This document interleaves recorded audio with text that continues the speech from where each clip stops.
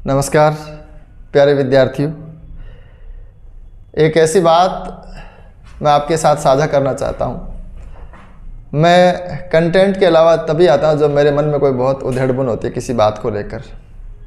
और वो उधेड़बुन आज इस बात को लेकर है कि बहुत सारे विद्यार्थी जो BA B.Ed या MA B.Ed हैं, हिंदी साहित्य से अपना करियर बनाना चाहते हैं, और इस बात को लेकर है कि वैकेंसी पता नहीं आएगी कि नहीं आएगी, सरकार किसकी बनेगी, और क्या पता कोई वैकेंसी आएगी कि नहीं आएगी, कितनी सीटें आएगी, कब परीक्षा होगी। बहुत सुस्ती में है।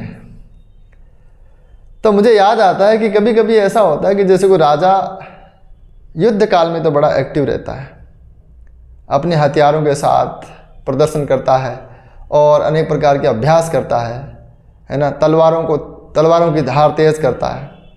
लेकिन शांति काल में क्या कोई राजा चुपचाप बैठ जाए और अपने हथियारों को शस्त्रागार में बंद कर दे, एक एक साल तक तलवार वो देखे ही नहीं? तो कैसे संभव है कि जब अचानक युद्ध होगा तब उसकी तलवार काम करेगी? ये बहुत सटीक उदाहरण है इस बात का। आप कल्पना करोगे कि सैनिक एक फौजी रोज अपनी बंदूक साफ करता है, और कई फौजी ऐसे हैं जिंदगी भर बंदूक साफ करते हैं लेकिन एक भी युद्ध नहीं लड़ते, फिर भी रोज बंदूक साफ करते हैं। तो आप अपनी बंदूक में जंग लगने क्यों दे रहे हो? यह बिल्कुल सही समय होता है जब कोई भी परीक्षा नहीं होती। असल में शांति काल किसी भी प्रकार की तैयारी के लिए सबसे बढ़िया समय होता है। शांति काल में उस काल को कहता हूँ जब आपके सामने कोई फिक्स टारगेट नहीं है, उसको हम शांति काल कहेंगे। जैसे कोई सैनिक के सामने युद्ध जब नहीं हो तो उसके सामने शांति काल होता है। तो रोज़ाना की छोटी मोटी कवायद के अलावा वो कुछ करता नहीं है। तो ऐसे छोटी मोटी कवायद तो आप करते हो, कभी कोई करंट जीके का वीडियो देख लिया, या कभी कुछ यूट्यूब पर देख लिया, या थोड़ा बहुत को पढ़ दिया, लेकिन गंभीरता से विद्यार्थी तैयारी नहीं करते। लेकिन मुझे लगता है कि अपनी जितनी तमाम कमजोरियां हैं उनको परखने का, उन पर काम करने का ये बिल्कुल सही समय होता है जब कोई वैकेंसी नहीं हो।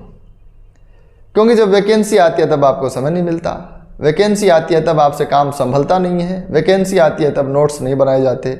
ऐसे बहुत सारी बातें होती है। वैकेंसी आने के बाद में एक दबाव हो जाता है, एक आपाधापी हो जाती है, एक योजना की कमी महसूस होती है। ये सब इसलिए महसूस होता है कि शुरुआत में आप काम नहीं करते। तो मैं ये कहना चाहता हूँ कि क्या कोई शांति काल के समय कोई राजा और अपनी तलवार को म्यान में डाल के छोड़ दे और 12 महीने तक उसको देखे ही नहीं, तो फिर उस तलवार में जंग लग जाएगा। तो ऐसे आप अपनी तलवार में जंग लगने मत दीजिए। बार बार मुझसे ये बात, और मैं ऐसे विद्यार्थियों को देखता हूँ, ऐसे विद्यार्थियों से मिलता हूँ, मेरे खुद के कुछ विद्यार्थी हैं, मैं उनको भी देखता हूँ कि बहुत वो सुस्त पड़ गए एक प्रकार से। और सबसे बड़ी बात यह है कि अगर आप इस प्रकार के समय में पढ़ते हैं तो एक फ़ायदा तो यह है कि आप कुछ वाइड पढ़ पाएंगे, अच्छी किताबों से पढ़ पाएंगे। दूसरा फ़ायदा यह है कि आप नोट्स बना पाएंगे।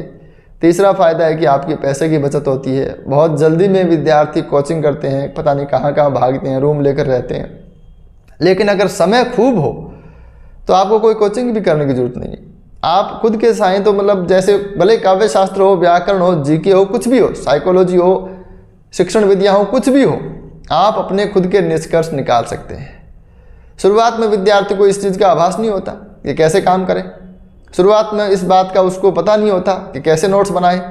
तो आप 2 महीने यूं ही पढ़े, अंधेरे में तीर मारें, लगातार पढ़ते रहें, जो भी सामने मिले उसको पढ़ते रहें। 2 महीने बाद में आपको मालूम पड़ेगा अच्छा ये पढ़ना है, ये छोड़ना है, इसका नोट्स बनाना है, इसको नोट करना है, इसको समझना है, इसकी टेबल बनानी है, इसके सूत्र बनाने हैं, सब आपको समझ में आएगी बातें।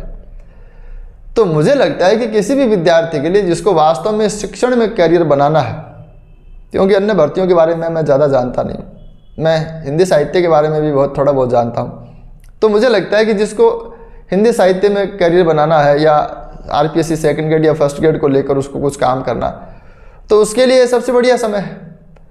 अगर वो इस समय तैयारी नहीं करे और वो कुढ़ता रहे, सरकार के ऊपर दुख प्रकट करता रहे, व्यवस्था के ऊपर इंतज़ार करता रहे, गांव में दीवारों पर बैठा रहे, स्टेडियम में जाए और लौटे, है ना, बालिकाएं फ़ोन चलाती रहे, मतलब लड़के भी चलाते हैं, इंस्टाग्राम पर रील चढ़ाते रहें, रिश्तेदारियां में एंजॉय करते रहें, एंजॉय भी करो। मैं ये नहीं कह रहा एंजॉय मत करो, लेकिन मैं ये कह रहा हूँ कि अगर आप ऐसा सोचते हैं कि बिल्कुल कुछ है ही नहीं तो क्या करें, फिर मैं बार बार ये भी सुनता हूँ, मुझे सबसे ज़्यादा सुनने को जो चीज़ मिली वो ये मिली कि बिना प्रेशर के तैयारी होती नहीं है सर, परीक्षा का दबाव नहीं हो तो तैयारी होती नहीं है। तो मुझे लगता है ये जो प्रेशर आपके ऊपर आता है, ये जो बात आप जो बार बार कहते हो कि बिना परीक्षा की तैयारी नहीं होगी, बिना प्रेशर की तैयारी नहीं होगी, ये ज़रूरी है, अपने ही मन को धोखा देने वाली बात है। आप अपने ही मन को धोखा देना चाहते हैं, खुद को ही धोखा देना चाहते हैं।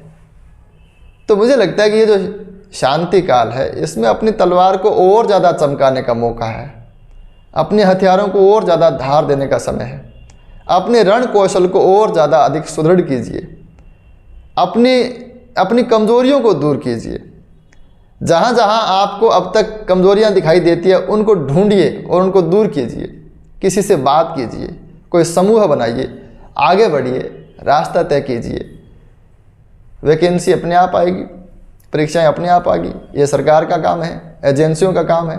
तो मुझे लगता है कि जो मैं पिछले कुछ दिनों से महसूस कर रहा हूँ और जिन सवालों का मैं सामना कर रहा हूँ, उसको लेकर मैंने आज थोड़ी सी बातचीत की। बाकी कंटेंट की वीडियो अपने डालते रहते हैं। तो आज इतना ही, बहुत बहुत धन्यवाद।